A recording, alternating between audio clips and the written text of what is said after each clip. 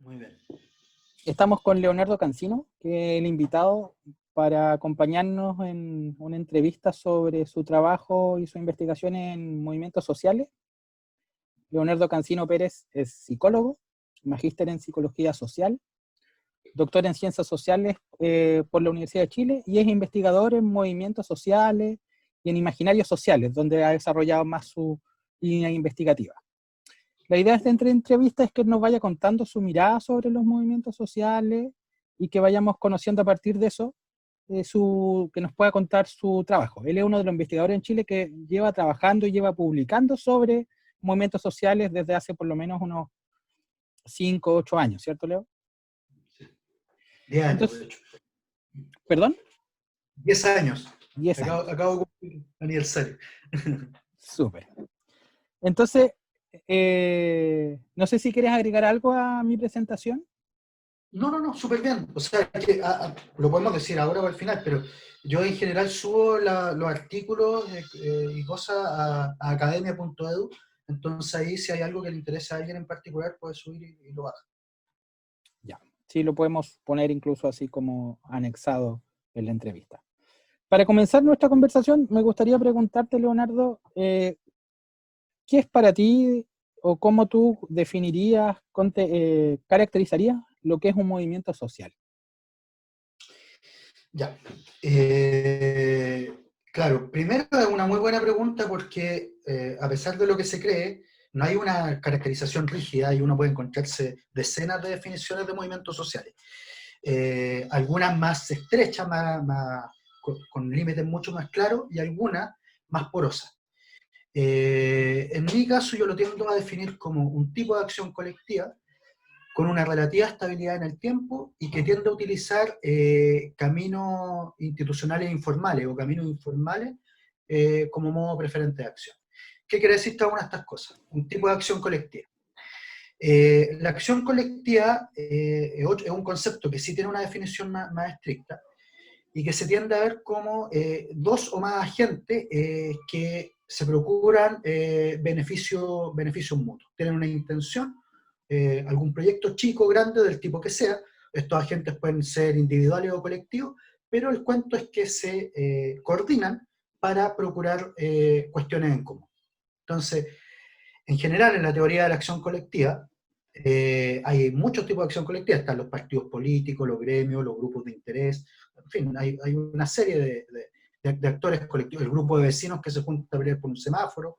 Eso es acción colectiva. Los pastores de ovejas, digamos, los que quieren pastorear una zona en común, y entonces ahí van viendo cuántas ovejas pone cada uno. Hay coordinación de acción colectiva. Y entonces, los movimientos sociales serían un tipo de acción colectiva que es distinto al otro y se diferencia en el grado de organización formal. Nadie firma un documento, una membresía, para ser parte de un movimiento social. No, eso tú lo haces en una organización formal, en una organización estructurada. El movimiento social tiende a ser más poroso y requiere algún tipo de estabilidad en el tiempo porque hay tipos de acción colectiva que se le suele llamar comportamiento colectivo, que es, por ejemplo, una manifestación espontánea porque no llegó a la micro, ¿no? El abucheo en una sala de cines porque la película no está funcionando. Ahí hay una manifestación espontánea, digamos, y muy concreta en el tiempo, muy específica en el tiempo, que no se prolonga. En el caso de los movimientos sociales tienden a prolongarse en el tiempo, a veces muchos años y con muchas mutaciones en un mismo movimiento social. Ya. O sea que tenemos claro que un movimiento social es un tipo de acción colectiva entre muchas otras. Entre muchas otras, exactamente. Entre muchas otras. Y pensando en esta comentario y en esta distinción que tú haces entre una manifestación y en esta característica que tienen los movimientos sociales que se dan en el tiempo, ¿hay algunas unas nociones quizás incluso más actuales con respecto a la idea de movimientos sociales que nos dicen que los movimientos sociales logran construir una identidad? Efectivamente. A ver, aquí ya nos metemos de lleno en el terreno de las teorías de los movimientos sociales. Ya. Eh, Aquí esto es muy interesante, ¿eh? Porque no, incluso la gente que estudia movimientos sociales no lo sabe mucho. La noción de movimientos sociales parte en 1850 Ya. aproximadamente, con un autor de apellido von Stein que dice, que escribe el texto, lo termina en el 1850, pero el título lleva el nombre así, los movimientos sociales franceses desde el 1800 hasta ahora. Y ahora, su ahora era 1850. Y él lo que hace es colocar el título de movimiento social, pero en realidad lo que él está estudiando es el movimiento socialista y comunista. Y por la censura de la época, usa el eufemismo de movimiento social. No podía decir socialismo ni comunismo porque iba a ser perseguido, probablemente sus libros quemados, entonces usa el eufemismo de movimiento social. Pero es un claro indicador que la primera concepción que tenemos gruesa de movimiento social es una concepción de clase, una concepción marxista. El movimiento obrero, y esto fue durante más de 100 años, del 1850 hasta el 1960, el movimiento obrero es la señal, es la regla, y se va a identificar plenamente con los movimientos sociales. Va a ser el único movimiento social, y por añadidura, otros que se le parecen, como el movimiento campesino, como la lucha por la vivienda, van a ser también considerados movimientos sociales. Esto se eclipsa en gran parte durante las movilizaciones de los años 60, y durante los 70 y 80 van a surgir dos grandes corrientes teóricas. Una que se va a considerar las teorías de la estrategia, esto es una clasificación clásica de Cohen, ¿no? del año 85, y va a decir, aquí hay dos grandes grupos de teóricos, los movimientos, las teorías de la estrategia y las teorías de la identidad. Entonces, las teorías de la estrategia lo que van a asumir es una conceptualización de movimiento social que es una acción pública dirigida fundamentalmente hacia el Estado, digamos. Entonces, va a haber, los teóricos de la identidad le critican un poco que van a confundir movimiento con movilización, con manifestación, que no es lo mismo.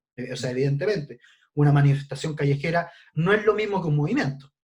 Y por otro lado va a surgir la teoría de la identidad, que como bien lo sabemos en psicología, en su forma más mínima, la teoría de la identidad es un nosotros-ellos.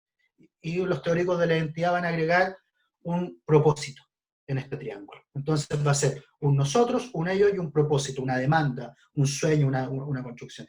Y ahí se van a dividir estas grandes corrientes teóricas, y efectivamente las teorías de la identidad realzan las cuestiones más culturales, la vida cotidiana, versus las corrientes estratégicas, que van a hacer un tipo de investigación que de alguna manera puede ser más cuantificable. Las escuelas clásicas de las líneas estratégicas son la estructura de oportunidades políticas, y lo que van a analizar ellos es cuándo un movimiento social tiene resultados favorables. Entonces van a decir, mira, cuando las élites están fragmentadas, cuando la policía de alguna manera funciona bajo un Estado de Derecho y no tiene manga ancha para hacer lo que quiera. Entonces, cuando eso sucede, los movimientos sociales van a poder presionar a la institucionalidad y van a poder obtener buenos resultados. Entonces, ahí hay toda una línea de investigación. Luego van a venir los teóricos de la movilización de recursos y van a decir, bien, siempre hay problemas en el mundo, qué sé yo, siempre hay tensiones, siempre... El tema es que los movimientos sociales cuajan cuando hay algún grado de organización entre ellos. Cuando logran organizarse y logran generar una movilización y logran salir, entonces aquí hay una serie de recursos cognitivos, materiales que los movimientos tienen.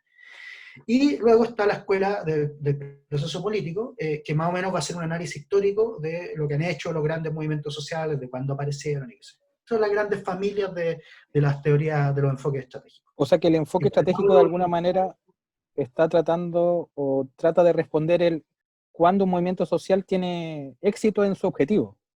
Trata de responder esa pregunta, ¿cierto?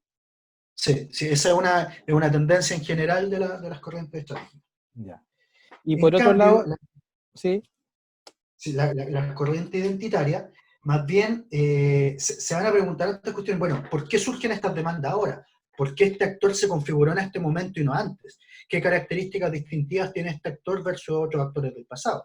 Entonces, cuando empiezan a hacer las primeras indagaciones y resulta que surge el movimiento feminista, el movimiento ecologista, el movimiento pacifista, se van a dar cuenta que estos movimientos se construyen en laboratorios de acción que son anteriores a cualquier proceso de movilización, anteriores o paralelos, digamos, que se van a construir en los barrios, en las universidades, en las plazas, en los bares, ¿no? Y que entonces va a haber una interacción entre ellos. Y hay otras corrientes que son más eclécticas, posteriormente, que es la de los marcos cognitivos, que van a haber marcos cognitivos más pro-estratégicos y otros más identitarios. Van a haber también todo el concepto de redes, para los autores de redes, lo que va a distinguir un movimiento social es la capacidad de ir articulando actores muy diversos en pos de una demanda común. Entonces, esas van a ser, y hoy día las corrientes decoloniales en Latinoamérica, ¿no? Que van a actuar bajo el supuesto de que Latinoamérica tiene ciertas cosas que ofrecer respecto a la razón epistemológica centrada de Europa, etnocéntrica europea, ¿no? Y van a ensalzar entonces lo que son muchas de las diversidades latinoamericanas como lugares de ruptura que tienen otro tipo de organización. Entonces, diría que ahí están las grandes familias del estudio de los movimientos sociales. Te quiero hacer esta pregunta como para poder distinguir algunas de las líneas teóricas que uno podría revisar. Así, uno podría decir que la primera idea histórica que está asociada al movimiento obrero es una primera línea de perspectiva, ¿cierto?, de estudio de los movimientos sociales. Sí, aunque también en paralelo hay otras, digamos. O sea, es la primera y es central, como decíamos, dura más de 100 años, va a haber en el movimiento obrero el actor privilegiado de transformación social. Esto además va a responder al paisaje de la época. O sea, recordemos que el movimiento obrero es un movimiento que, en la medida que fue institucionalizando ciertos derechos, generó más movimiento obrero. O sea, primero empezaron a mandar unas cartas por aquí, por allá, a romper las máquinas, ¿no? Los ludistas, los cartistas, y de repente resultó que esa presión y esa organización dio como resultado el derecho a voto. Y el derecho a voto luego dio como resultado ciertos representantes que disminuyeron las horas de trabajo de 16 horas a 14 horas, después a 12, después a 8, que promovió que los niños dejaran de trabajar. Antes trabajaban los niños de 6, 8 años, se desmayaban y se morían en las fábricas, y ellos lograron que el trabajo infantil dejara de existir. O sea, ellos existen en un concepto de sociedad en que lo social, la sociedad civil, logra engancharse del tejido institucional y tener partidos políticos que lo representaban, y por lo tanto generar un Estado, que es el que se llamó Estado de Bienestar, ¿no? Que cuajaba los intereses de los diferentes grupos sociales existentes, porque estos diferentes grupos sociales tenían representantes en el Estado. Y eso duró más o menos hasta los años 60, cuando esta cuestión colapsó y ya los partidos dejaron de representar paulatinamente. En América Latina esto pasó en los 80 y 90, dejaron de representar a la sociedad civil. Y entonces ahí toman mucho más fuerza las teorías de la identidad cuando esta separación, digamos, surge. O sea, funcionaba muy bien la lectura marxista cuando un movimiento de clase tenía representantes de clase y estos lograban hacer fuerza en el Estado para obtener ciertos beneficios. Pero dejó de funcionar cuando la sociedad civil, incluso esas mismas clases, dejaron de tener representantes, y cuando todo el espectro político se neoliberalizó. Entonces, y ahí ya se tuvo que echar mano hacia otras lecturas teóricas, por supuesto. Entonces, de estas líneas, así que como esta línea más estructural o esta línea más estratégica o esta línea más identitaria, ¿en cuál tú has construido un nicho para poder mirar los movimientos sociales? Yo me he movido más. Yo llevo 10 años investigando movimientos sociales. He hecho dos investigaciones largas, aparte de como artículos más teóricos, qué sé yo, dos investigaciones empíricas, desde la etnografía y desde la concepción identitaria. Entonces, lo que he fundido en la orientación, la identitaria se conoce también como la escuela de los nuevos movimientos sociales o los enfoques culturalistas, ¿no? Tiene distintos nombres.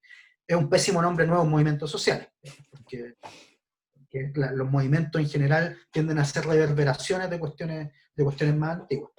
Pero bueno, entendiéndola como enfoque identitario o enfoques culturalistas, yo me siento mucho más cómodo ahí, porque lo que he estudiado son movimientos que en general están orientados a la transformación de la cotidianidad, a la transformación del día a día.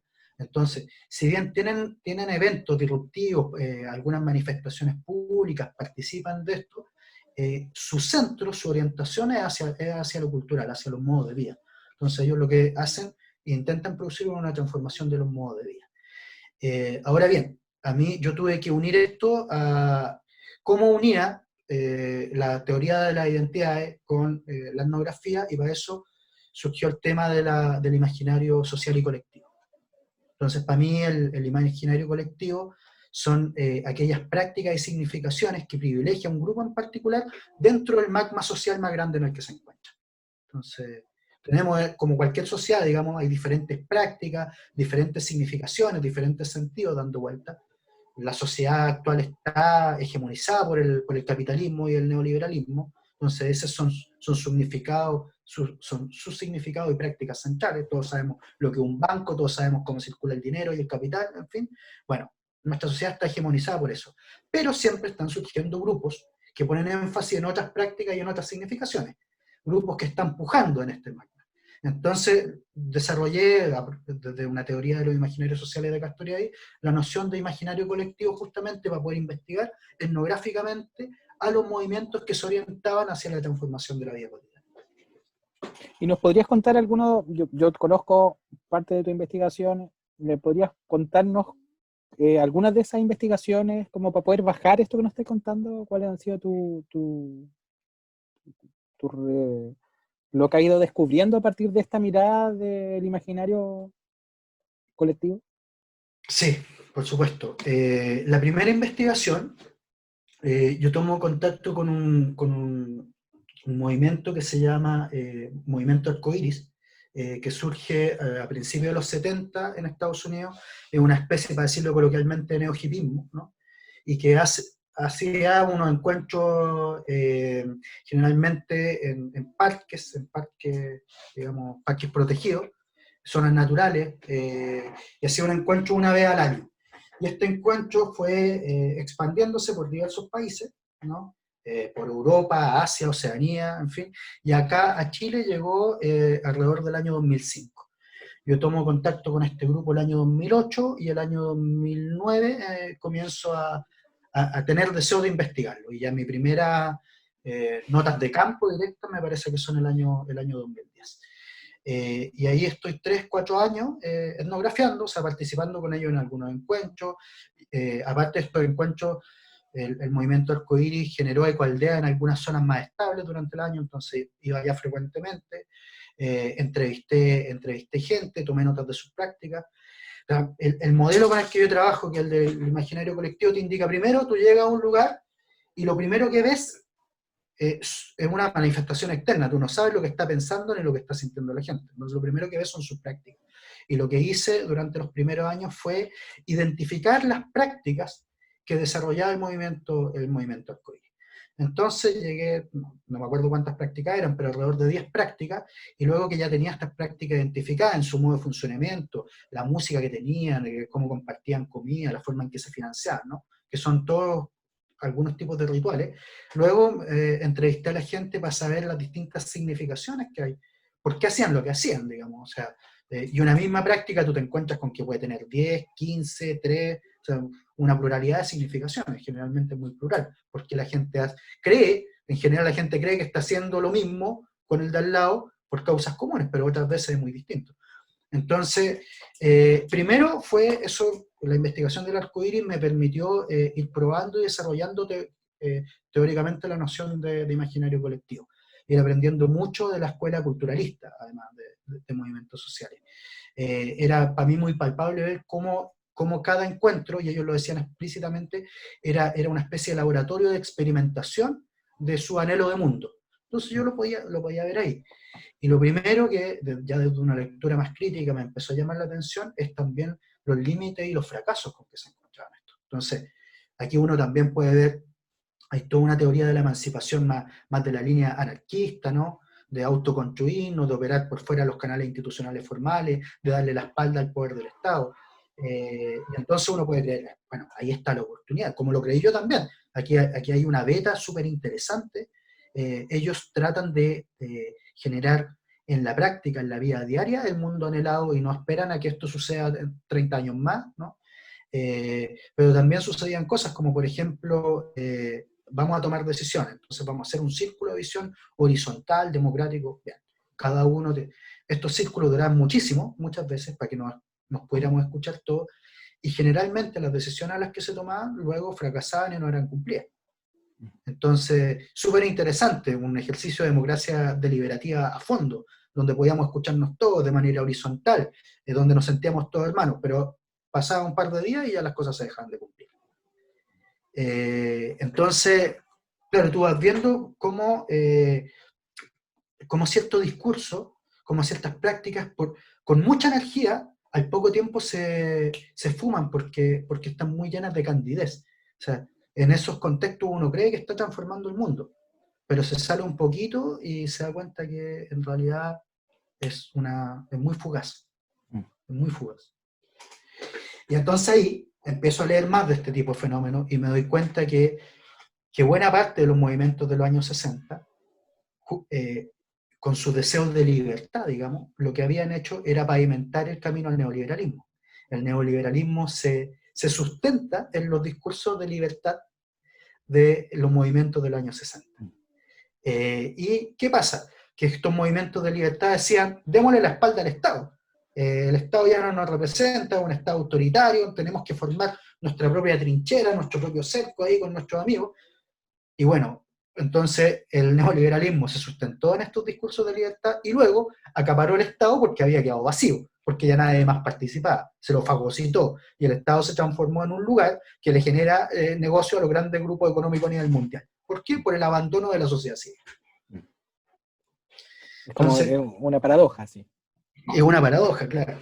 Es una paradoja, como estos deseos de emancipación a veces le hacen el camino al diablo. Chile ha sido desde el año 2000, 2005, 2006 en adelante un tremendo así como experiencia de movimientos sociales. Hemos estado así como cíclicamente, podríamos decirlo, envueltos en movimientos sociales que son muy interesantes en su gestión, en la forma en que logran obtener representación y los efectos que ha ido teniendo en a nivel político y social. ¿Cuál es la mirada que tú tienes de eso? Y especialmente focalizando en lo que ha pasado en Chile desde octubre en adelante, de octubre de Sí, 2019. ahí hay muchas variables en juego. Yo todavía no termino de formarme una idea, ni sé si alguien lo ha hecho, digamos. Porque un fenómeno sobre el cual todavía, o sea, que una de sus claves es que cualquier cosa puede pasar en cualquier minuto. O sea, de repente la cosa se va desinflando, aparecen las feministas, ¿no? Con esta performance a nivel mundial, y, y el movimiento toma aire nuevamente. De repente se va desinflando de nuevo, y Carabineros comete una tropelía del puerto de un buque, y entonces luego, de nuevo, el movimiento se unifica detrás de eso. Por lo tanto, yo creo que la regla aquí es la incerteza, pero sí sabemos algunas cosas. Primero, hay coincidencia más o menos en que esto se inscribe en un círculo más amplio de impugnación al neoliberalismo a nivel global, ¿no? El neoliberalismo se instala en los años 70 y va conquistando todo el terreno durante los 80 y durante los 90. Entonces, las primeras movilizaciones antineoliberales ocurren a fines de los 90. Bueno, la primera es el zapatismo, digamos, que es el 94, pero un punto, digamos, en el mapa. Luego vienen un par por ahí en Seattle, Génova, en 98, 99, y después viene una oleada muy importante a partir del año 2000 en Latinoamérica, que estuvo acompañada del corralito en Argentina, ¿no? Y de la caída de varios gobiernos, desde la Rúa. Estuvo en Ecuador, también implicó, a propósito del movimiento indígena, la caída de varios gobiernos, la guerra del agua en Bolivia, que esa es inaugural en Latinoamérica porque es el año 2000, ¿no? Y ahí lo que se impugna es la privatización del agua, ¿no? Luego vienen las movilizaciones chilenas, la movilización pingüinera del 2006 al 2008, 2006. 2006 viene la movilización chilena, y luego el ciclo fuerte del año 2011, ¿no? Que ahí es un ciclo de acción colectiva que dura 3 años, ¿no? Con muchos países, muchos repertorios de protesta. Entonces, yo creo que es posible ver la movilización del año 2019, octubre del 2019, entre medio hubo las movilizaciones feministas, las movilizaciones contra Hidroaicén, varias movilizaciones locales en Chile. Es posible ver las movilizaciones de octubre en un ciclo más largo de impugnación al neoliberalismo. Pero esta impugnación, primero, hay que ponerla bien entre comillas. Hay una parte que efectivamente está impugnando, y uno lo puede ver en las entrevistas y en los discursos de la gente que se moviliza, que efectivamente está impugnando la estructura del neoliberalismo. Pero hay otra parte de la movilización que es la que siente, que es la que quiere de alguna manera tener acceso al capitalismo, que es la que se siente dejado de lado y no le molesta el sistema, el modelo. Lo que le molesta es que el sí mismo haya quedado fuera, el que su familia haya quedado fuera de esa oportunidad. Entonces, aquí hay una discusión que para mi gusto no tiene mucho sentido entre los que dicen, no, esta es una movilización de gente que quiere más capitalismo, y hay otros que le dicen, no, en ningún caso, es gente que está impugnando un neoliberalismo. Yo creo que sean las dos cosas, y que si uno se va a la calle a las movilizaciones para poder encontrar discursos más o menos en las dos tramas del conflicto. Esa es una de las primeras cuestiones. O sea, acá hay algo estructural que no está dando resultados y que fue impugnado de diferente modo por distintos actores. En eso más o menos hay las grietas del sistema, ¿no? Una disconformidad, el malestar, qué sé yo. Eso es más o menos lo que sabemos y está más o menos claro. ¿Qué otro elemento a mí me parece relevante? Desde mi lectura, que es más propia de los análisis identitarios, a mí me parece que también cuajó un tejido social que fue destruido por la dictadura y que con el tiempo se fue conformando, ¿no? O sea, sabemos que la dictadura, la violación a los derechos humanos tienen un propósito, de destruir el tejido organizativo social que existía en este país, que era muy fuerte. Era muy fuerte, había un alto grado de sindicalización, después, durante la dictadura, un alto grado de organización detrás del tema de los derechos humanos. Hay muchos movimientos políticos, ¿no? La Asociación de Detenidos Desaparecidos, el movimiento Sebastián Acevedo, ¿no? Ahí también hubo una fuerte organización, y lo que hace la dictadura es tratar de quebrar el tejido social, para poder imponer el modelo, ¿no? Y eso fue maximizado durante los gobiernos de la Concertación, durante los años 90. O sea, el tejido social se siguió descomponiendo, se quedó sin medios de comunicación, y se comienza a rearticular muy pausadamente alrededor de los 90, del 2000, y la primera muestra de esto es la movilización pingüina. Luego, la movilización del 2011. Luego, octubre, donde hay algo que cuaja y que ya no cabe. O sea, el tejido social son muchas gentes, muchas personas, muchas organizaciones con distinto énfasis, con distintos intereses, algunos por un huerto urbano, otros por colectivos feministas, otros en contra de que le privaticen el agua, en fin, o sea, son muchos movimientos, pero sus participantes generalmente participan en más de uno, sus activistas. Eso es algo muy interesante en los movimientos sociales, que al contrario de lo que se ha dicho clásicamente, en vez de son movimientos antisociales, ¿no? Que fue una lectura de principios del 1900, comportamiento desviado, qué sé yo. Al revés, lo que te demuestra sistemáticamente la investigación es que los activistas de los movimientos sociales son prosociales, o sea, participan en muchas organizaciones simultáneamente, tienen membresías compartidas, tienen historias de vida que lo hace interesarse por los fenómenos colectivos, y muchas veces de una manera muy altruista. Entonces, eso de alguna manera cuajó, y cuajó de un modo que el tejido institucional estaba desprovisto para escucharlo. O sea, el movimiento social tiende a surgir cuando lo institucional no es capaz de contener ese tipo de demanda. Y acá lo que vemos es que hay una demanda que rebalsó por completo el tejido institucional. Entonces tenemos, por un lado, las fuerzas más estructurales del tipo neoliberal, por otro lado, la agencia, ¿no? De los individuos, de los actores de la red y de las organizaciones, que aparece, y aparece como una erupción, ¿no? Y eso rebalsa todo el tejido institucional, los medios de comunicación, todos los lugares comunes quedaron atrás, de alguna manera.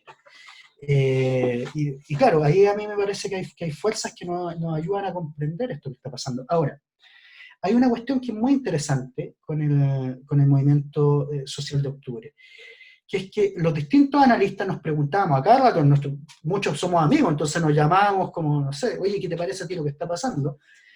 Y durante un mes fue muy difícil saber si hablábamos de un movimiento social o no. O sea, viste que de repente toda la gente llenó Plaza Italia, pero no había ningún liderazgo ni ninguna demanda común. Se preguntaban los periodistas, ¿cuál es la demanda? Y no cuajaba, o sea, tenía 150 demandas. No había vocero. Y eso, para los cánones tradicionales, era muy difícil de entender como un movimiento social. O sea, nadie podía conceptualizar eso en realidad en propiedad como un movimiento social. porque ya decíamos, no tenía estabilidad en el tiempo, tenía demandas por sí mismas difusas, una gran cantidad de demandas.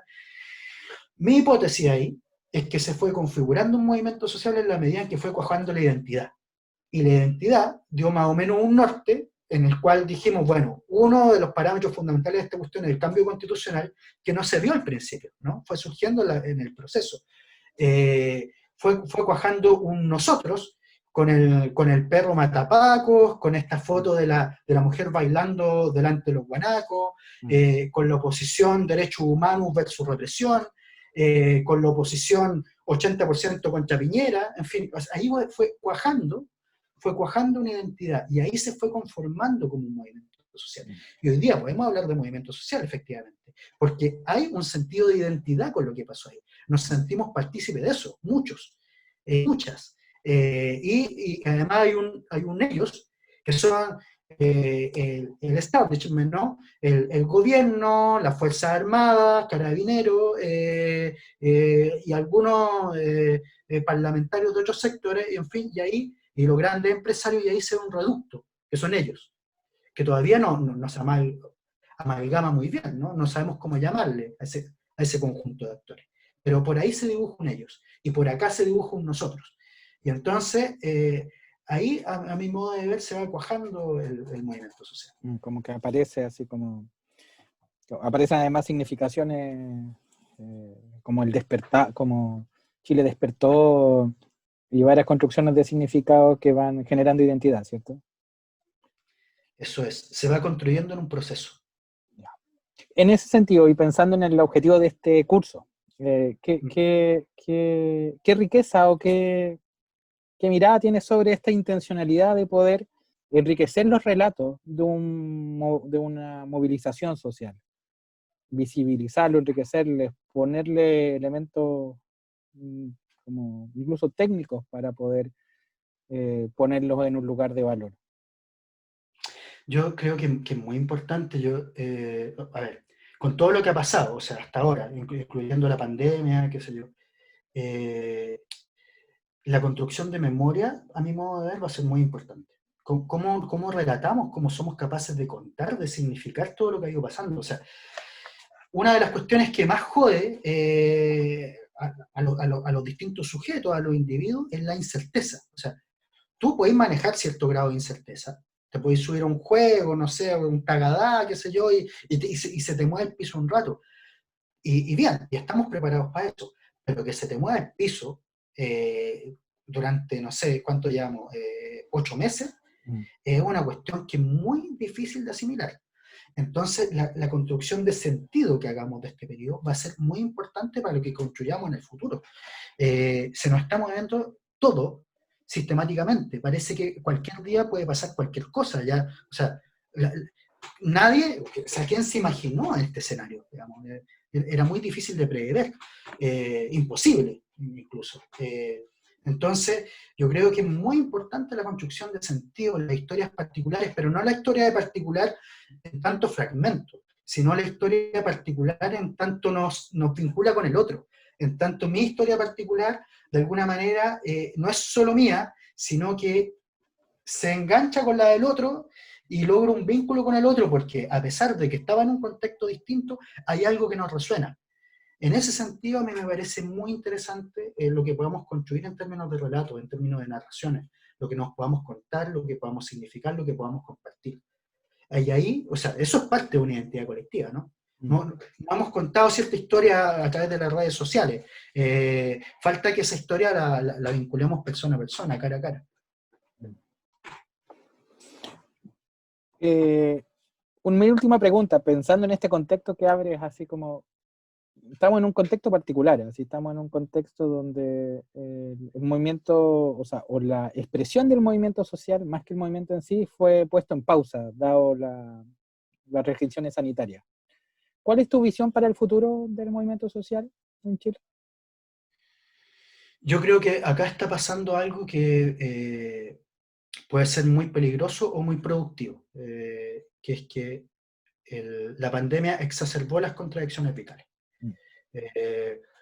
Hay una categoría que es muy antigua, que es la de clase. Y hoy día vemos que los sectores más desposeídos de la sociedad tienden a pagar todos los costos. Hay gente que dice, no, ahora, no sé, justo me estaban invitando a escribir, que ahí lo compartiré cuando salga una revista de análisis de justamente estos dos movimientos, ¿no? De estos dos periodos, octubre y la invitación, dicen, bueno, escriba algo sobre la caída del neoliberalismo ortodoxo, no sé, y yo la verdad no veo que esté cayendo. O sea, si uno se concentra, y esto a nivel mundial pasa más o menos lo mismo, pero si uno se concentra en este gobierno, en lo que ha hecho el gobierno de Piñera, es básicamente lo mismo que se hizo en 2008 con la crisis subprime. La crisis del 2008, para que quienes no lo tienen en la memoria, a ver, puedan conocer un poco. ¿Qué pasó? Se construían casas, en Estados Unidos fundamentalmente.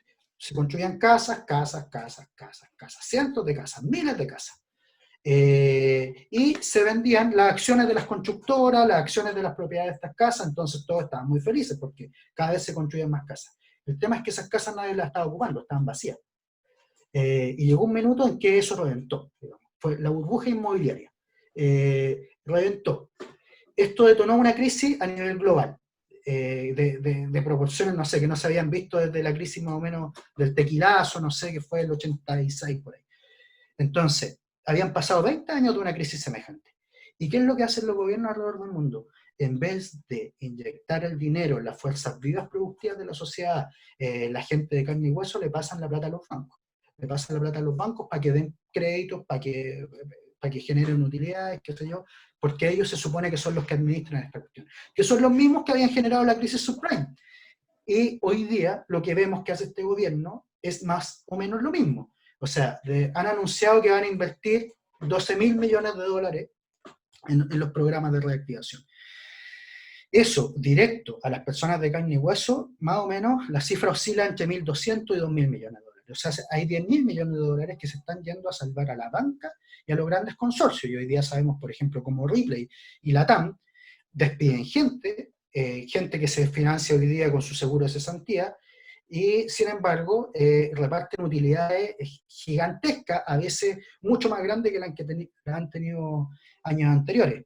Aquí hay una regla, en las crisis que afectan al capitalismo a nivel mundial, cada vez que hay una crisis, los grandes grupos económicos crecen sus utilidades, y es las personas comunes de carne y hueso, el 98% de la población, los que pagan los costos. Y hoy día estamos viendo que eso se reproduce en la escena mundial. Entonces, caída del neoliberalismo yo no veo, yo veo una exacerbación como en muchos momentos anteriores. Pero paralelamente, esas grandes contradicciones entre los que se pueden pagar una salud privada y los que no la tienen, entre los que tienen un trabajo estable y los que son part-time, en fin, esas grandes diferencias que hoy día se hacen muy patentes, eso sigue, el no lo vi venir, ¿no? Sigue aumentando el caldero, sigue aumentando el caldero. Entonces, entramos en un momento en que le pudo haber dado tiempo a los grandes poderes para reaccionar y tener una salida más constructiva. Y lo que hicieron, ¿cómo aprovecharon el tiempo? Exacerbando las diferencias en la sociedad. Esa pausa va a tener un costo, se sigue acumulando material, y ese material va a ebullir o se va a ver reflejado en algo. Se va a ver reflejado en suicidios, se va a ver reflejado en descomposición, se va a ver reflejado... O sea, qué bueno que eso se refleje en un movimiento social, porque de alguna manera hay una conducción, hay alguna salida, se ven visos de algo. El problema es de eso cuando es la anomia pura. O sea, más asalto, más violencia, más destrucción, más de todo, digamos, sin ningún norte. Y por eso digo, podemos salir por ese camino que es súper destructivo cuando volvamos a la vida normal, no sé, en octubre o quizás ya el próximo año, o esto o sea, va a ser la destrucción misma, o puede ser muy productivo si es que eso logra cuajar en hacerse carne en la institucionalidad y no solo a nivel de vínculos sociales. Porque, ojo, ahí hay algo muy importante, algo que nos enseñaron el fracaso de los movimientos de los años 60, el fracaso producto de que le dejaron el camino abierto al neoliberalismo, es que si no logramos institucionalizar las transformaciones, la planadora nos pasa por encima. Y entonces, claro, veremos qué pasa en las incertezas, pero hay dos grandes posibilidades. O con esto logramos hacer algo generativo, o con esto va a ser muy destructivo lo que va a pasar. Y eso generativo podría ser mayor acción social, mayor movilización social, y ojalá vincularla en acciones que comprometan y se vuelvan vinculantes institucionalmente. Exactamente, o sea, ese es el camino y el gran relato y las enseñanzas de los movimientos precedentes. O sea, tú generáis un cambio, partamos de lo más básico. Tú tratáis de generar relaciones horizontales entre hombres y mujeres en tu casa.